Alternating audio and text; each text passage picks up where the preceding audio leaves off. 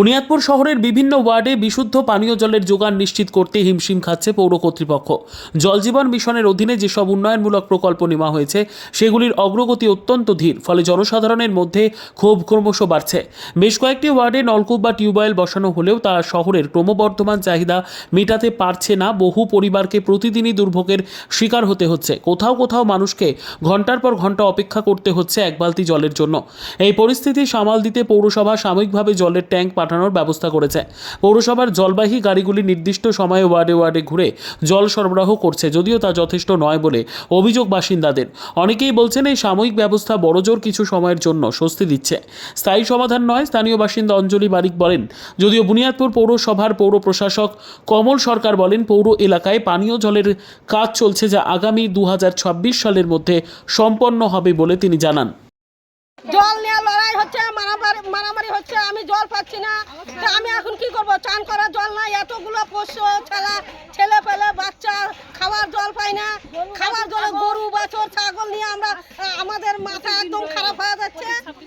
25-26 জন দিন হয়ে গেল কিন্তু আমরা জল পাচ্ছি না। তাহলে আমরা এতগুলো লোক কি করব বলেন আপনারা? এই পাড়াতে কতদিন থেকে জল নাই?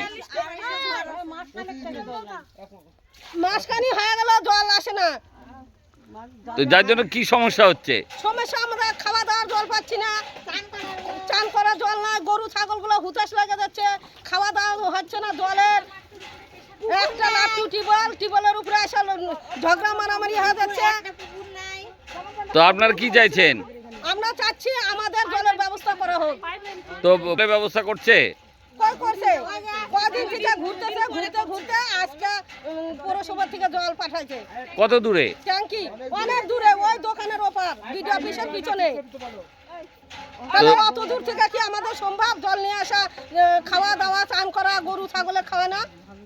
যার জন্য কি মাত্র টিউবওয়েলে আসছেন? তার জন্য লাট্টু টিউবওয়েল আছে, একটা লাট্টু টিউবওয়েল, এতগুলো লোক কাজ চলছে, অনগোয়িং কাজ আছে। তো আমাদের নদীর ওপারে বাড়ি কানেকশন অনেকটাই হয়ে গেছে, আর হচ্ছে মোটামুটি 13 নম্বর ওয়ার্ডেও কিছুটা হয়েছে, আর বাদবাকি 4টা রিজার্ভার আমাদের হবে এবং অনেক টিউবওয়েলও হবে সঙ্গে জল ক্যারি করার জন্য, বাড়ি জল যাওয়ার জন্য। সেটাও আগামী দিনে আমাদের কাজ চলছে। আশা করি 26-এর মধ্যে আমরা প্রত্যেকটা বাড়িতে জল পৌঁছে দিতে পারবো।